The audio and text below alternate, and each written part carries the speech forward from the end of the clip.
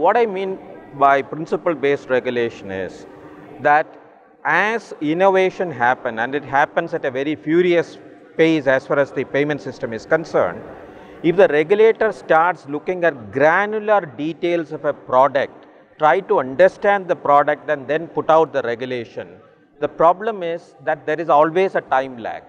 And by the time the regulation comes out, the technology has moved that some of these regulations may not really, gel with the kind of developments that have happened.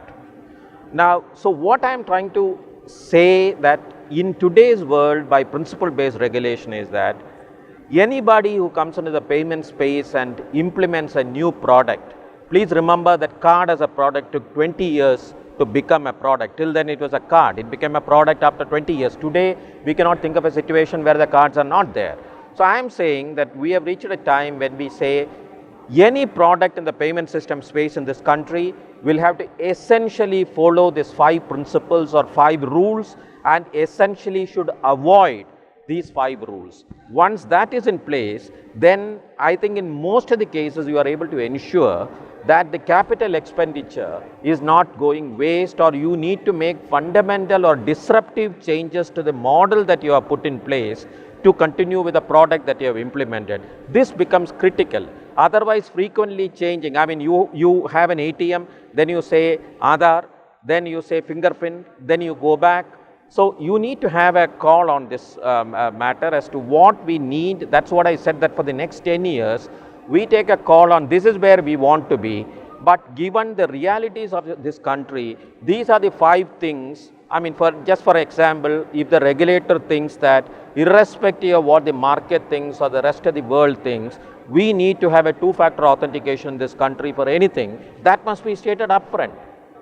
So that the whatever is put in place, it takes care of these issues rather than trying to, if regulations try to follow the product implementation or innovation, then it becomes a bit problematic. That's what I was trying to mean when I said the principle-based regulation.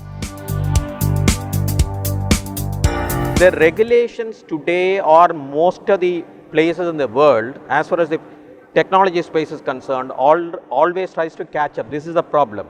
So how the rest of the world has tried to tackle this?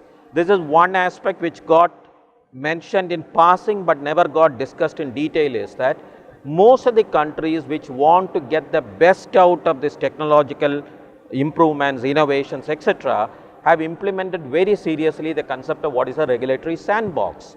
So in a regulatory sandbox, you decide whether given in a controlled scenario, you work and you put through this, you find out from there whether you do see any systemic risk, and if it is not, you allow that to continue. Otherwise, you say that at the end of the 6 months, it will not work unless you make these changes. Like that's a way forward. So regulatory sandbox is a way forward. No, I wouldn't say strong regulation. We would think that we need to have a regulation which facilitate this innovation. At the same time, we also need to make sure that these innovations do not compromise seriously either on the sector or on the customer convenience and balance, and he loses money, ending up losing this money. So it's a challenge. As far as a country like India is concerned, it's a challenge. This is where I say that basically we will have to decide what we need to regulate, what we need not regulate, and whether we can have certain fundamental principles under which the entire sector works.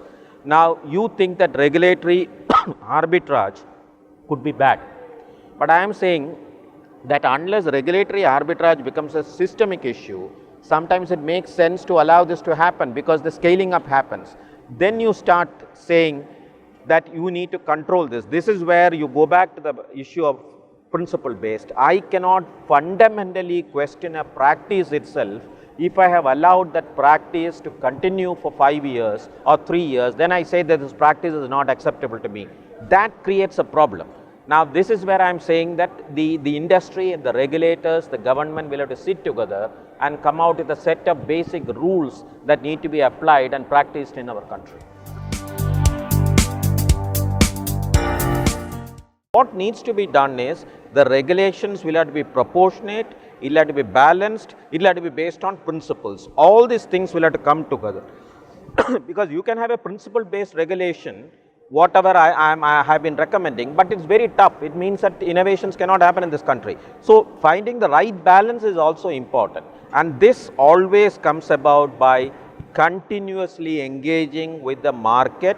I am not saying that everything that the market says will have to be accepted by the regulator, but regulator must be clearly knowing what is the kind of developments that is happening in the market, and that kind of interaction with the market will make sure that the regulation is appropriate, it is facilitative, and it also takes into account what are the kinds of developments that keep happening in the market. This is very critical in a technology-led financial sector.